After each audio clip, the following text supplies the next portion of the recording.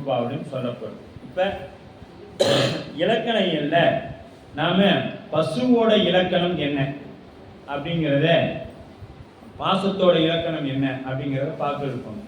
இந்த பாசம்னா நம்ம இப்போ பதி இருக்குதுன்னு நம்ம முதல் நூற்பாவிலையும், ரெண்டாவது நூற்பாவில் பசு இருக்கிறது, மூணாவது நூற்பாவில் பாசங்கள் இருக்கிறதுங்கிறதையும் நாம் நிச்சயித்துக்கிட்டோம். அதன் பிறகு நான்காம் நூற்பாவில் பார்த்தோம்னா பசுவோட இலக்கணம் என்ன அப்படின்னு பார்த்தோம். இப்போ பாசத்தோட இலக்கணம் என்ன, பாசம்னா என்ன, அதோட இலக்கணம் என்ன, அது என்னெல்லாம் செய்யும் அப்படிங்கிறத இப்போ நாம் சிந்திக்க இருக்கின்றோம். அதில் பார்த்தீங்கன்னா இறைவனுடைய பெருமையை பேசும், இறைவனுடைய பெருமையை பேசும். தமது முதல் உபகாரத்தை உணர்த்திட்டு காட்டும் உபகாரம் என்று பேர். காணும் உபகாரம், காட்டும் உபகாரம் அப்படின்னு பேர். இறைவன் பிரிப்பின்றி நின்றது தனது சக்தியால் ஆன்மாக்கள் அனுபவிக்க வேண்டிய கண்ம பயன்களை ஏற்ற விடயங்களுக்கு அறிந்து அவற்றுக்கு மேலாம் மனம் செலுத்துதல் உயிருக்கான வினை பயன் ஏற்று இறைவன் கூட்டுவிப்பான். இதை இறைவன் எப்படி செய்யறான்னா வினை பயனுக்கு ஏற்றார் போல கூட்டுவிக்கின்றான் அப்படின்னு சொல்லப்படுது. அப்போ ஐந்தாவது நூற்பா காட்டும் உபகாரமாகவும் 11வது நூற்பா காணும் உபகாரமாகவும் சொல்லப்படுது. இந்த பாசத்தோட பாச இலக்கணத்தில் 5வது நூற்பா காட்டும் உபகாரமாகவும் 11ஆம் நூற்பா காணும் உபகாரமாகவும் விளம்பிய அப்படிங்கிறது 3, 4 இதுக்கு முன்னமே சொன்னமே இல்லையா, அதுதான் விளம்பிய அப்படின்னு சொல்றாரு. 3வது நூற்பாவும் 4வது நூற்பாவும் இதை பற்றி நமக்கு ரொம்ப விரிவாக பேசப்பட்டிருக்குது அப்படின்னு சொல்லிட்டார். அப்போ செவி காது, இப்போ இதில் என்ன பண்ணுதுன்னா விளம்பிய உள்ளத்து மெய் வாய் கண் மூக்கு அளந்து அறிந்து அறியா. இப்போ நமக்கு 5 சொல்லணும், ஒன்றை விட்டுட்டாங்க. எது? செவி என்பதை விட்டுட்டாங்க. ஆனால் இதை நாம் அப்படியே சிவபுராணத்துக்கு போனோம்னா படைப்பாய் காப்பாய் அழிப்பாய் அருள் தருவாய், அந்த மறைத்தல் என்கின்ற ஒன்று அதில் இருக்காது.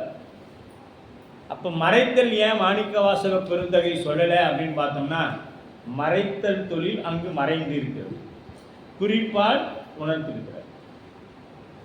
அதுபோல இங்கே செவி என்னன்னா கண் மூக்கு காது எல்லாம் சொன்னால் அந்த அதாவது கண் மெய் வாய் கண் மூக்கு அப்படிங்கக்குள்ளே அங்கே என்ன வந்துடணும், செவி என்கின்ற ஒன்று வந்துடணும். எப்படி இந்த 5 தொழில் பேசும் பொழுது மறைத்தல் தொழிலை நாம் மறந்துட்டா அந்த சொல்லலைனாலும் அந்த இடத்துல நாம் வருவித்துக் கொள்கிறோமோ, அதுபோல இங்கே என்ன பண்ணணும், அந்த செவிங்கிறத வருவித்துக் கொள்ளணும் அப்படின்னு சொல்லப்படுது. அது இதுக்கு உப இலக்கணம் வருவாய் அப்படின்னு பேர், உப இலக்கணம் அப்படின்னு பேர். அப்போ விளம்பிய உள்ளத்து மெய்வாய் கண் மூக்கு அளந்து அறிந்து அறியா ஆங்கு அவை போல தாம் தம் உணர்வினின் தமிழ் அருள் காந்தம் கண்ட பசாசத்து அவையே அப்படின்ற. அப்ப என் நூற்பாவிற்றோ எனின் இவ்வான்மாவிடத்தில் தமக்கு முதல் உணர்தல். இறைவன் என்ன பண்றான், ஆன்மாவை முதல்ல உணர செய்யறான். கருவிகளோடு கூடி 5 அவத்தைப்படுகின்ற இவ்வான்மாக்களிடத்தில் முதல்வனாகிய இறைவனது உதவி நிகழும் முறைமையை உணர்த்துதல் இந்நூற்பாவின் கருத்து. முதல் அப்படின்னா முதலாகிய இறைவன் உதவி, முதல்னா முதலாக போற்றி என் வாழ்முதலாகிய பொருளே. நமக்கு முதல் எதுங்க, சிவம்தான். அதனால தான் மாணிக்க வாசக பெருந்தகை சொல்லும்போது என்ன சொன்னார், போற்றி என் வாழ்முதலாகிய பொருளே. நமக்கு முதலாக இருக்கக்கூடியது யாருங்க, சிவம். அப்ப அந்த சிவம் கேவல நிலையில் ஆணவ மலத்தினால் அறிவும் செயலும் விறகினுள் மறைந்து கிடக்கின்ற நெருப்பு போல ஆணவ மலத்துள் மறைந்து அறிவும் செயலும் இன்றி கிடந்த உயிர்களுக்கு இறைவன் என்ன பண்றான், உடம்பையும் கருவியையும் உலகையும் நுகர்ச்சி பொருளையும் உண்டாக்கி, அதுதான் தனு கரண புவன போகம் அப்படின்னு சொல்லப்படும், படைத்து கொடுத்து இறைவனது பணி முடிந்து. இப்போ இதெல்லாம் கொடுத்துட்டோமே, உயிரின்மை அனுபவிச்சுட்டு போகுது.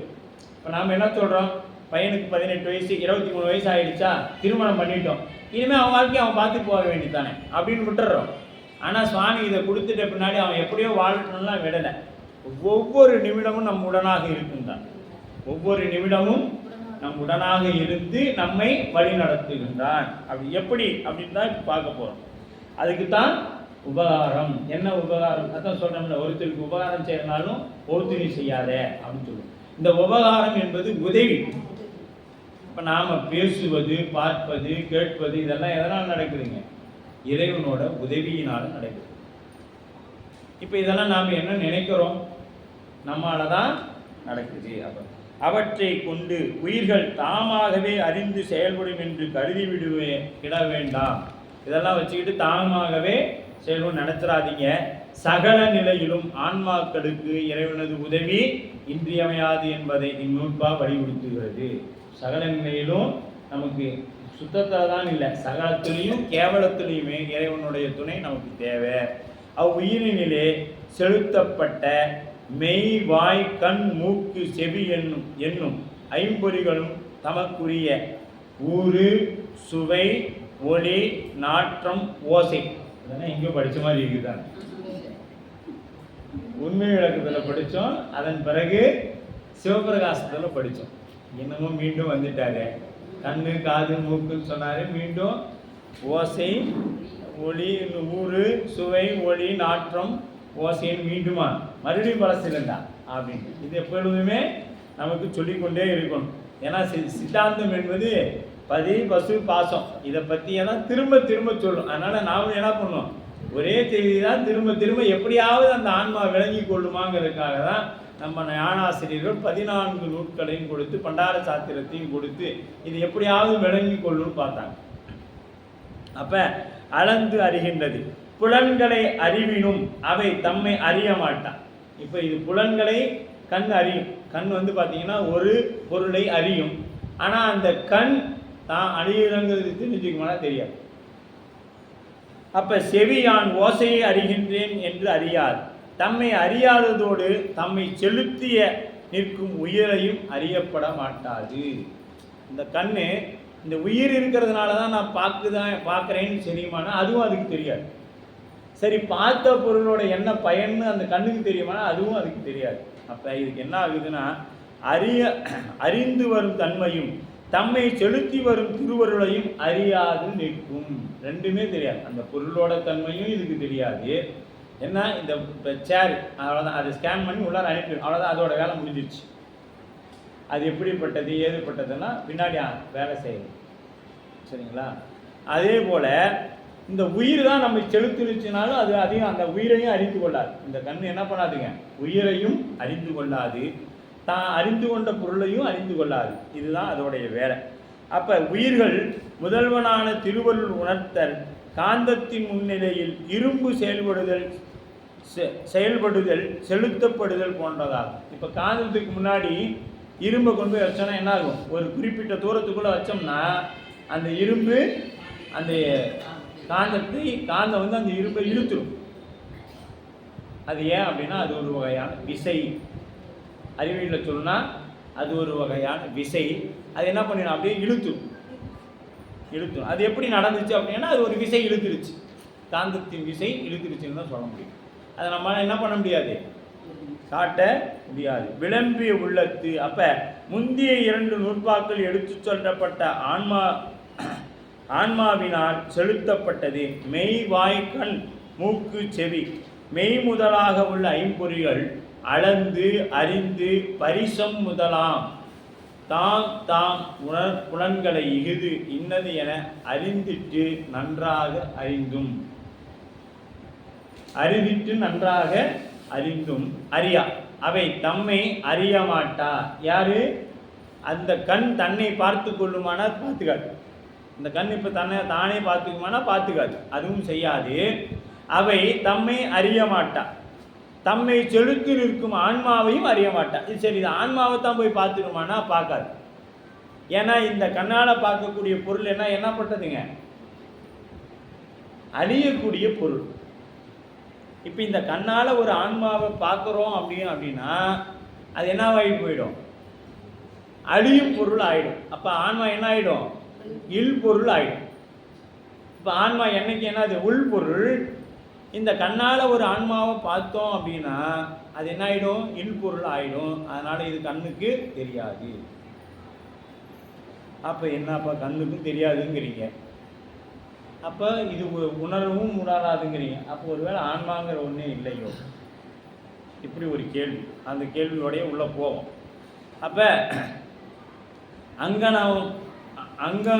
அவை போல தாம் அந்த ஐம்பொறிகள் போலவே ஆன்மாக்களும், இந்த ஐம்பொறி எப்படி இருக்குதோ அது போல தான் ஆன்மாவும், தாம் உணர்வின் தமிழ் அருள் தம் அறிவுக்கு ஒப்பற்ற துணையாகிய முதல்வனது திருவருளால் செலுத்தப்பட்டு வினை பயன்களை அறிந்து நுகர்ந்து வரும் அவ் ஆன்மா எது அவ்வாறு திருவருளால் செயல்படினும் அவ் ஆன்மாக்கள் தம்மையும் அறியாது. இந்த உயிர் என்ன பண்ணாது?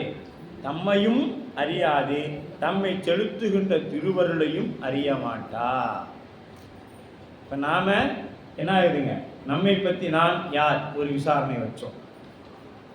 இதுவரையும் தான் ரமணர் வந்திருக்கிறார். ரமணர் இதை தாண்டல. நான் யார் விசாரணை நடக்குது. நான் இந்த பொருள் இது இல்லை, கண்ணு நான் இல்லை, மூக்கு நான் இல்லை, இந்த உடம்பு நான் இல்லை, இப்படி எல்லாம் ஒவ்வொன்றா கழிச்சுக்கிட்டே போனோம்னா எதுவுமே நான் இல்லை அப்படின்னு. அப்போ இல்லாத ஒரு பொருள் எப்படி இருக்கிறதா சொல்லப்படும் அப்படின்னா அது சூக்கும தேகமாக இருக்கும். அப்போ தம்மை அவை ஆன்மாக்கள் முதலானது திருவருளால் உணர்தல். இதை எப்படி கொண்டு பார்க்க முடியும்னா அவனருளே கண்ணாக காணினல்லால். அப்பர் சுவாமி தேவா, அவனருளே கண்ணாக காணினல்லால் நாம் கொண்டு போய் என்ன பண்ண முடியாது? நம்ம இந்த ஊனக்கண்ணுனால கண்டுகொள்ள முடியாது. காந்தம் கண்ட பசாசத்து,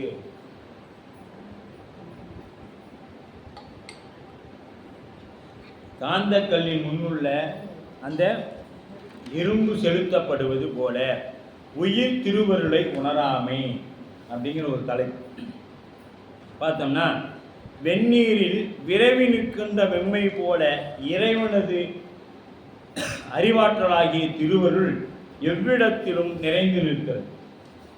இப்போ இந்த சூடு தண்ணி எங்கே பண்ணுறோம்? கீழே சூடு பண்ணனா கீழே இருக்கிற வெப்பம்தான் அந்த நீரோட மேல்நிலையிலையும் இருக்கும். அப்போ அந்த வெப்பம் ஒரே மாதிரியே பரவி நிற்கும்.